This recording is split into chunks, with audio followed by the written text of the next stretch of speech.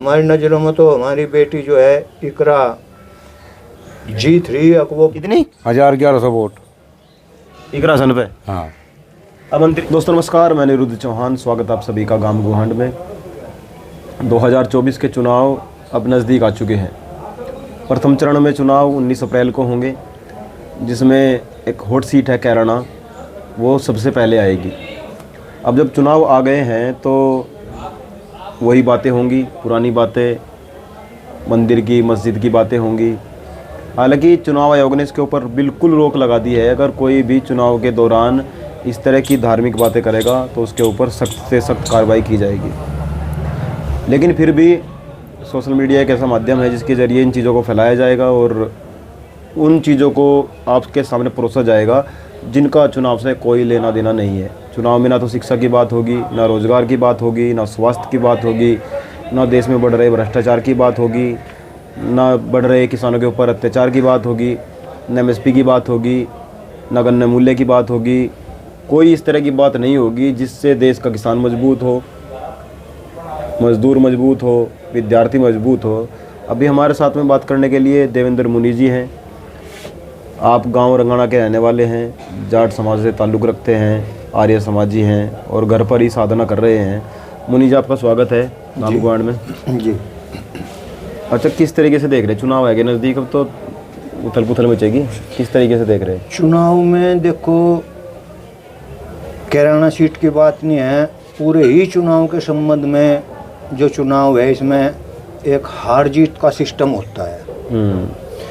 और हार जीत यह आधुनिकीकरण है, भारतीय संस्कृति की बात नहीं है। जो मतलब जिस विद्वान को जितने नंबर मिले, वोट मिली, वो उतने ही आधार पर उसका कार्यकाल होना चाहिए, सेवा उसको मिलनी चाहिए, राष्ट्र की करने का मौका मिले, उसके राष्ट्र की सेवा। पहले तो बात चुनाव प्रणाली या ठीक नहीं है। इसमें यह दे दिया कि भाई वो हार गया, इतनी वोट से वो जीत गया, तो पता लगना चाहिए कौन जीत गया कौन हार गया। नहीं, पता लगा कि भाई इसे इतनी वोट मिली, इतने नंबर हैं, उसे उसी आधार पर सेवा का मौका दो। जैसे चार्ज छोड़ दें, थानेदार चार्ज छोड़ दे, दूसरे को दे दे, उसको भी मौका दो। इसमें हारने की क्या बात रहेगी? वो तो उसका कर्म फल है, उसे इतना मिला तो उसको भी मौका दो। हराया कैसे जा रहा है उसको? एक बात जी। दूसरी रही इस चुनाव के संबंध में राज प्रणाली की बात। इसमें एक पक्ष और विपक्ष होता है। अब क्या है वकील साहब, इसमें पक्ष विपक्ष की जो बात है, राजनीति में पक्ष और विपक्ष, विपक्ष नहीं होता, पक्ष होता है सबका। राजा का सब पक्ष करें, उसकी सहायता करें। विपक्ष की इसमें कोई जगह नहीं है राज प्रणाली में। ये अंग्रेज़ों का पूरा कानून है। जैसा उनके समझ में आया वैसा ही उन्होंने किया, वैसा ही अपने जो राजनेता हुए आधुनिकी, उन्होंने भी वो कानून यहाँ देश में लागू कर दिया। ठीक। अब इसमें एक बात हो रहा है, चुनाव हो गया, चलो ये तो बड़ा चुनाव है। ग्रामों में भी ग्राम पंचायतों का चुनाव हुआ है। वे क्या करते हैं कि किसी गांव को ST में पहुंचा दे कि इसमें तो सिर्फ ST लड़ेंगे या सामान्य लड़ेगा। अन्य की जो है वो मतलब कर दी खत्म, स्वतंत्रता खत्म करती अन्य की। चुनाव कोई भी लड़ो जिसमें जितना सामर्थ्य है उसका। तो मौका मिलना चाहिए ना, ST को मौका मिलना चाहिए। नहीं, उसका ST को मौका मिले पर और का मौका क्यों काटा जाए? स्वतंत्र हैं सब, उनकी स्वतंत्रता भंग कर दी गई। ST भी है, अच्छे ST हैं, बहुत लोग हैं, चुनाव लड़ो में भी उनको कौन सा मौके की वो बात है। कुछ ही जगह तो आवे जहाँ ये लगता है कि हाँ काफ़ी समय से कोई ST नहीं बना, इसलिए आवे, तो आरक्षण की वजह से आवे। नहीं, आरक्षण दिया गया इन्हें तो और की स्वतंत्रता तो भंग होगी। उन्हें वही भी उठो और भी उठो। और जो ऐसा है तो ग्राम पंचायतों पे ही ये लागू है, तो ये राज्य सरकार और केंद्र सरकार में भी लागू करो। एक बार मौका दो, केंद्र सरकार में, राज्य सरकार में ST ही चलेगी। ये अपने पर लागू नहीं कर रहे, इन लोगों पर लागू कर रहे सब। ठीक है, इन्हें मौका दिया जा। हम्म। रही इन राजनेताओं की बात या कह लो भाजपा की बात सीधी सीधी इलेक्शन हिंदू मुस्लिम के नाम पर हो रहा, बड़े हिंदू मुस्लिम का नाम ना आ रहा हो, कोई नेता ना ले रहा हो। जैसा भाजपा कल्याण सरकार ने पहले बाबरी मस्जिद ढांचा ढाया, वो वोट तंत्र के लिए ढाया। अब भाई वोट तेरी ज्यादा हो जाएगी, राजनीति में रहेगा, उसी आधार पर राम मंदिर बनाया गया। अब दूसरे नंबर पर राम मंदिर बना दिया गया तो इसकी प्राण प्रतिष्ठा कर दी गई, चुनाव आ रहे तुरंत प्राण प्रतिष्ठा कर दी। तो गलत किया मोदी जी ने। देखो रामचंद्र जी आर्य समाजी हैं, उनका ऐसा कोई नियम नहीं है कि भाई इस तरह के मंदिर बनावे। उनका नियम यू है कि मन जमा इंद्रिय अर्थात मंदिर है मनुष्य तू अपने मंदिर की निगरानी कर। ये जो है निर्जीव हैं, ये हमारी निगरानी करें, जो आप इनके साथ व्यवहार कर रहे हैं। अपने मंदिर की निगरानी कर, इनका अनुसरण कर, इन्होंने अपना जीवन कैसे चलाया वो सब बात पर पर्दा डाल रखा। बस यह है कि मंदिर बना दिए और घंटे घटियाल और लाउड स्पीकर चला दिए और डीजे बजा दिए। ऐसा है ही नहीं धर्म में। तो धर्म में कैसा है? धर्म में मन जमा इंद्रिय अर्थात मंदिर अष्टाध्यायी में महर्षि पाणिनि जी कह रहे हैं कि हे मनुष्य तू अपने मंदिर की निग्रह कर, इसी में सब कुछ है। अपने घर पर रहकर अच्छा मौका मिलेगा साधना करने का। अपने भाई बच्चे जो है मैं कहेंगे अब भाई शांत रहो, वो शांत रहेंगे, अच्छा मौका। इनमें मौका कहाँ है? इनमें तो पेट पालने वाली बात है। और सबसे ऊंची बात कर रहे हैं कि भाई इनके बारे में जो बोल लगा वो कोर्ट भी कहेगी कि भाई इनकी आस्था को ठेस पहुंचा दी। ये नहीं कोर्ट कहेगी कि भाई इनकी आस्था भी तो देख लो, इनकी आस्था ठीक है या कुछ त्रुटि है आस्था में। विद्वानों की जो बात है आस्था है वो तो बिल्कुल दबरी, भारतीय संस्कृति की एक भी लागू नहीं है। हुआ क्या कि भाजपा में भ्रष्टाचार और महंगाई बहुत ज़्यादा बढ़ी। भ्रष्टाचार के मेरे पास पर्याप्त सबूत हैं। जैसे एक दो बता दीजिए। जैसे हमने लाउड स्पीकर जो बज रहे धार्मिक स्थलों पर, इनके संबंध में कई बार प्रार्थना पत्र दिए जिला प्रशासन को। उल्टा हमें डांट पड़े, अब तुम ही अकेले रह गए, बस और तो रहे ना, और तुम ही अकेले रह गए। अरे भाई और की बात चल रही, इन औरों को इलेक्शन में या इनकी जो बात लेके चल रही पब्लिक की, ये अविद्वानों की बात है। प्रजा विद्वान होती है, विद्वानों को कैसे चुन देंगे विद्वान लोग? विद्वानों को विद्वान लोग ही चुनेंगे। चुनाव प्रक्रिया जो है यहाँ भी एक पॉइंट इसका है, अब विद्वान लोग इन लोगों को चुनेंगे, नेताओं को। इस आम पब्लिक को दे दिया हक, भाई तुम चुनो। अब आम पब्लिक क्या करे? हमने गांव के प्रधानी इलेक्शनों में गांव में रहे तो देखे हैं, मुर्गे किसी के खावे, दारू किसी के पिया, लड्डू किसी के खावे, वोट पता नहीं किसे देगी। जो ज़्यादा नगद देगा वोट उसको दे देगी। यो पब्लिक का हाल है, तो इसकी वोट का क्या मतलब है? तो विद्वान का पैसा कैसा पता लगेगा ये विद्वान है? विद्वान लोग जो विद्या में परिपूर्ण हो, जो जानते हो भारतीय संस्कृति की बात, जैसे कि भ्रष्टाचार की जो बात है, अपराध की जो बात है, ये जो अपराध जो बढ़ रहा है ये इसलिए बढ़ रहा है कि अपराधी अपराध कर गया, अपराधी को सजा भी विधान बनाया मिलेगी। लेकिन भारतीय संस्कृति में जैसे रामचंद्र जी के मंदिर की प्राण प्रतिष्ठा हुई, इस बात का कहीं जिक्र नहीं कि भाई रामचंद्र जी आदि आर्यों के राज में ऐसी ही व्यवस्था थी अपराधियों के लिए। जो अपराधी अपराध करता था तो उसको साथ में थानेदार और चौकीदार भी दंडित किए जाते थे। भाई अपराध कैसे हुआ? तुम्हारी कमी में कार्य में कुछ कमी रही, चौकीदार ने सही पैरान दिया, इस घर में क्या कलेश चल रहा है, इन पड़ोसियों का क्या कलेश चल रहा है, ये कहते हैं हमारे संज्ञान में ही नहीं है। ऐसी व्यवस्था है ही नहीं। जब इनको दंडित किया जाएगा तो इतने सख्त हो जाएंगे, अपराध बिल्कुल रुकेंगे, नाम मात्र को रहेंगे। तो आपके अनुसार राम के समय में नहीं थे अपराध हैं? नाम मात्र को आप बता दो। रामचंद्र जी ने तो शीशा पिघलवा के डलवा दिया मंत्र सुनने पे। क्या? रामचंद्र जी ने शीशा पिघलवा के डलवा दिया कन्नों में मंत्र सुनने पे।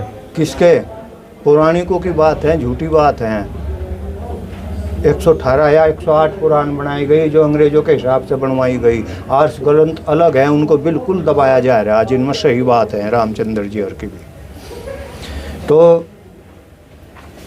बात ऐसी है, अब ले लो भाजपा के उसमें धार्मिक प्रोग्राम बहुत ज़्यादा बढ़ गया। हमारे कावड़ का भी एक सिस्टम है, वे कावड़ लेकर चल रहे, मोटरसाइकिलों के सलेंसर उतार रखे, हेलमेट उन पे है नहीं, 4-4 मोटरसाइकिलों पर बैठे, और अन्य धार्मिक प्रेमियों के मार्ग भी अवरुद्ध कर दिए कि भाई आप इस मार्ग को नहीं आओगे, ये कावड़िया ही जाएंगे इतने दिन तक।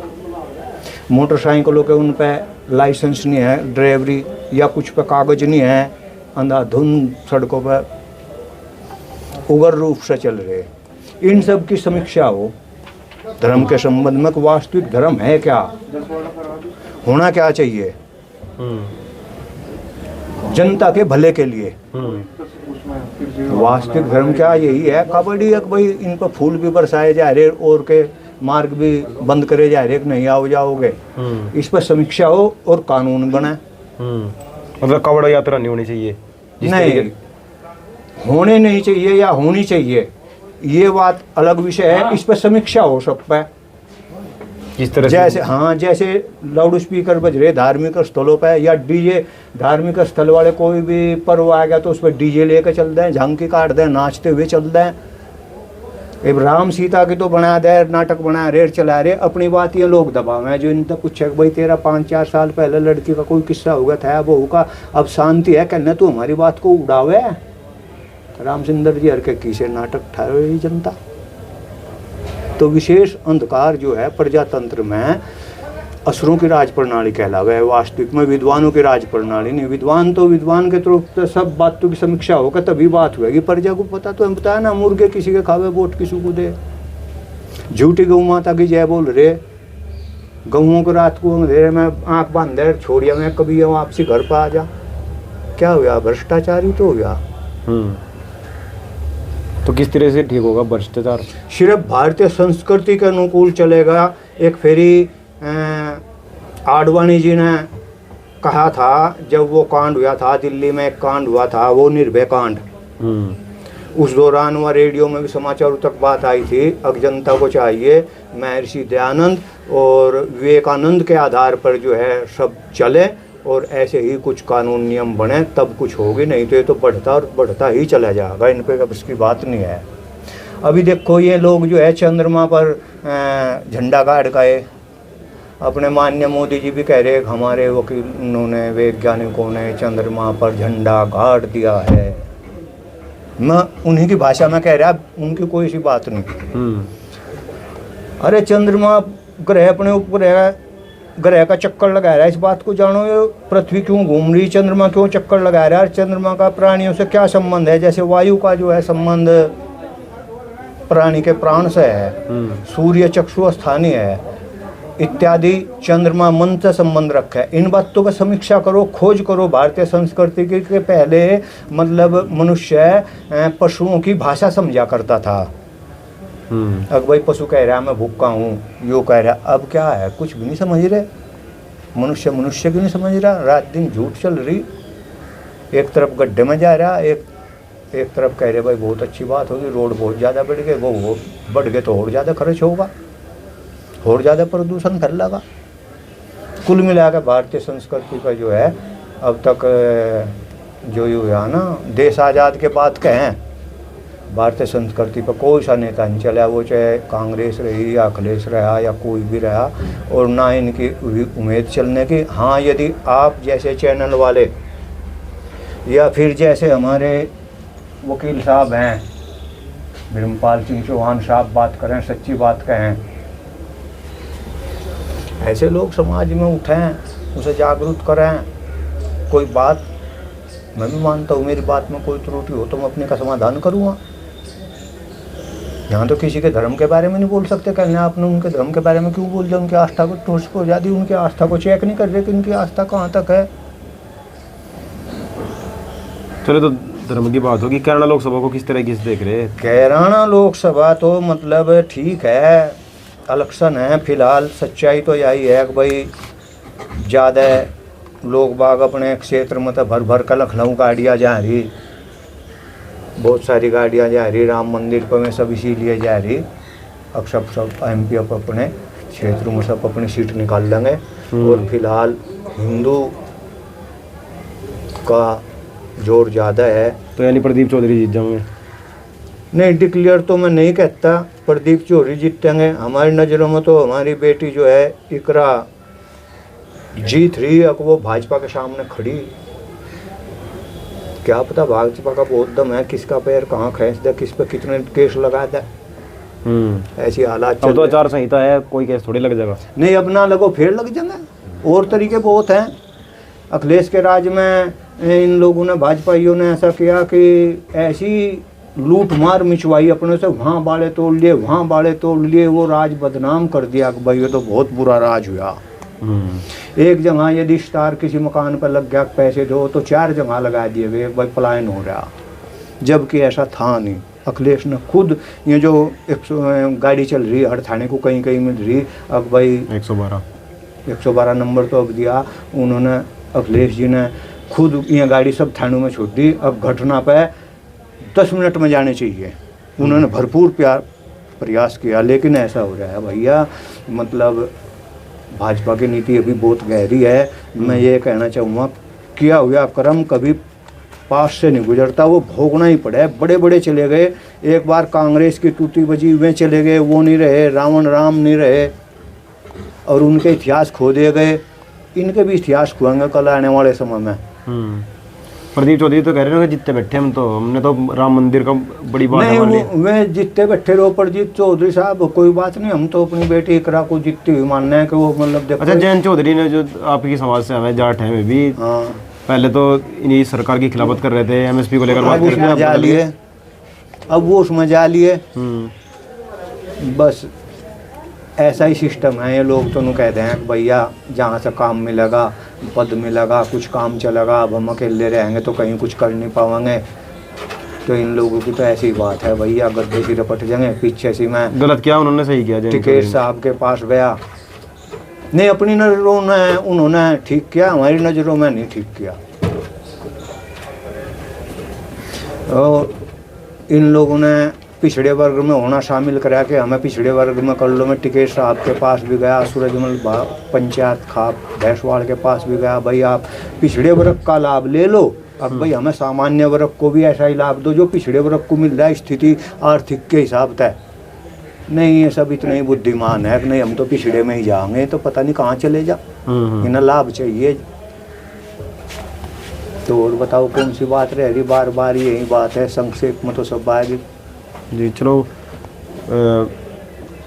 मुनि जी ने जो बात कही है खासकर मंदिर के लाउड स्पीकर की, और स्पीकर इसलिए लगाए जाते हैं कि ये जो आवाज़ है दूर तक जा सके, लेकिन उसके पीछे अगर हम वैज्ञानिक कारणों को भी ढूंढें और देखें कि इससे कितनी ध्वनि प्रदूषण हो रहा है, कितने लोग परेशान हो रहे होंगे, और जो खासकर उनके नज़दीक है जिनके घर, उनके ऊपर क्या बीतती होगी, तो ये सोचने का विषय है। और आज हमें इन चीज़ों पर सोचना चाहिए। जी, कह रहे कुछ आप? मतलब भजन करने का, भजन अर्थात सेवन किसका, किसी देवता का, विद्वान का या प्रभु का, वो लाउड स्पीकर से होता ही नहीं। भाई मैं आपके नाम का भजन नहीं कर सकता, ना लाउड स्पीकर मेरे नाम का भजन कर सकता। वो तो आशीर्वाद है, ये तो एक किस्म का भजन को जो करने की प्रथा है उसको दबाया जा रहा, बस वोट तंत्र के पीछे। अन्य भजन तो एकांत में ही हुआ, शांति में हुआ। सबके पास धर्म है, सबके पास मोबाइल है, कैसेट हैं, चिप हैं, अपने घर में शांति से बजाओ। इतना बड़ा लाउड स्पीकर कहाँ लिख रहा, कौन से धार्मिक ग्रंथ में लिख गया, कौन लिख गया, तुम ऐसे चलियो, लेकिन उन सब की बात दबाई जा रही। जो एक प्रत्याशी हो रह गए हैं बसपा की तरफ से, बहुजन समाज पार्टी की तरफ से, क्या फाइट त्रिकोणीय मुकाबला हो जाएगा क्या यहाँ पे? त्रिकोणीय मुकाबला नहीं हुआ, और इन्हीं का रहेगा 2 का मुकाबला, प्रदीप चौधरी इकरासन और इकरासन का राजनीतिक जो बैकग्राउंड है बड़ा अच्छा है। बाबा सांसद रहे, पिताजी सांसद रहे, माँ सांसद रही, भाई विधायक हैं, तो उसका प्रभाव पड़ेगा नहीं? कुछ नहीं, उसका प्रभाव 100% पड़ेगा। उनके सबके सब जो है विद्वान लोग होते आ रहे ऊपर से। काम भी तो नहीं करवाए? नहीं, काम क्यों नहीं करवाए, काम भी करवाए उन्होंने। शिक्षा के क्षेत्र में क्या करवाया हैं? अभी उन्होंने शिक्षा के क्षेत्र में उनके मान लो अख्तर हसन जी थे हमारे पुराने, जैसा जमाना था जैसा प्रकरण था उसी हिसाब में वे करते चले गए वे लोग भी। अब हमारे सामने तो हमने होश संभाले, मनोवर जी आए, उन्होंने बहुत कुछ कराया। मनोवर जी ने गांव गैल पंचायत घर भी बनवाए, नलके भी दिए, स्कूलों में भी सब कुछ कराया। ऐसा तो नहीं है कि उन्होंने कुछ कहा नहीं। ना ही दर्शन जी को पेलम पेल कर रखी इन लोगों ने, कहीं गाड़ी के मामले में कहीं उस मामले में। तो क्या होगा उन्होंने इस तरह बिना किसी उसके कैसे कर दिया? ना करा नहीं कुछ भी, ऐसा ही कर दे यहाँ का जब पुलिस प्रशासन आजकल ऐसा ही हो रहा। ये पता नहीं मतलब इस पे जो है ये अपने आजम खां जी हैं, इस पे इतने केस लगा दिए, इतने केस कर दिए उन्होंने। सब कुछ देख रही जग जाहिर है, पुलिस जेवड़ी का सांप बना कर खड़ा कर दे। तो मुकाबला भारी होगा कैराना पे। हाँ जी, मुकाबला है, भारी है। तो आप किस दोगे वोट?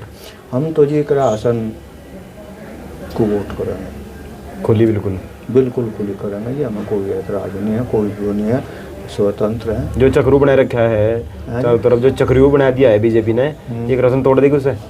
नहीं, देखो चक्रव्यूह तो रावण के नहीं रहे, रामचंद्र की नहीं रहे। इकरा हसन नहीं तोड़ेगी तो इकरा हसन अपनी तरह खड़ी है, भाजपा के सामने खड़ी है, तो नहीं टूटेगी तो हैं। मुजफ्फरनगर भी खड़े हैं, सहारनपुर भी खड़े हाँ, होंगे। तो कोई बात नहीं, अपने अपने उस पर चल तो रहे हैं, खड़े तो हैं। कोई जरूरी नहीं है कि भाई ये चक्रव्यूह तोड़ेंगे। जब भी इनकी वो होगी, ईश्वर अल्लाह के नाम पे जो है वो भी देख रहा है, इनकी जीत तो है ही है। ये तो लौकिक में इनकी जीत नहीं, जो लौकिक प्रकरण चल रहा है चुनाव का। इधर ताऊ जी भी हैं, ताऊ जी तो बात कर लें। ताऊ जी किंगर हो गए, क्या रहेगा कराना का भी क्या हैं? क्या रहेगा कराना का? कराना का जीत होनी चाहिए। किसकी? इकरा की। इकरा दसाड़े वाले तो प्रदीप चौधरी की तरफ थे। हैं? दसाड़े वाले तो प्रदीप चौधरी की तरफ थे। ऐसा कुछ नहीं है। प्रदीप चौधरी डबे जिसका जन जहाँ मन करेगा वहाँ वोट देगा, किसी के बंधन में नहीं है कोई। कितनी वोट पड़ जाएंगे अहमद दसाड़े में? तो मंत्री जी का काम है। कितनी? 1100 वोट एक राशन पे। हाँ। अब मंत्री जी नहीं कहेंगे हम बीजेपी में बेइज्जती करवा दी? कोई नहीं काटता, कोई नहीं मानता जी। मंत्री जी काम ही नहीं करता किसी के। काम इतने करवा दिए, इतने लुंडे लगवा दिए। एक भी लगवा, अब अपने परिवार के खींचते सब। क्यों? रसूल पड़ता है, खंदरावली है, मलक पड़ता है, आनंदी है, कौन सा उनका परिवार? पास 40 साल मिल के चलता रहा है। मैं कश्यप समाज से हूँ। 40 साल कोई तो रामा किसी ने वाला नहीं, 24 घंटे उसके साथ रहा और मुझे एक नल भी नहीं मिला। क्या करना फिर उस पार्टी में रह के? क्या करो उस नेता के साथ? तो एक राशन दे देगी लड़के हैं? एक राशन दे देगी लड़के। एक राशन के पिताजी ने दे रखे 4 नलके हमें कश्यप समाज की तरफ से। तो कश्यप समाज तो पूरा विरोध में है बीजेपी के, बिकॉज सारी जगह विरोध ही रहेगा क्या? भाई जिसका जहाँ मन मानना का वोट वहाँ देगा, हम तो इकरा के देंगे। प्रदीप से हमारा क्या संबंध है? ये मतलब यानी वीरेंद्र के सामने खड़े हो कर देंगे। डरता भी मैं इतना। जी जी जी। हाँ, हम लगातार क्षेत्र में जानने की कोशिश कर रहे हैं कि अब की बार जनता का क्या मूड है। और जो साथी हमारे साथ जुड़े हुए हैं वो गंगो, नकुड़, थाना भवन, शामली और कैराना, वो हमें बताएं हमें कहाँ जाना चाहिए और कहाँ कौन सी समस्या है, ताकि हम उस समस्या को उठा सकें और हो सके तो उसका समाधान भी हो सके। आप जुड़े रहें गांव गुहांड के साथ। जय हिंद, जय भारत।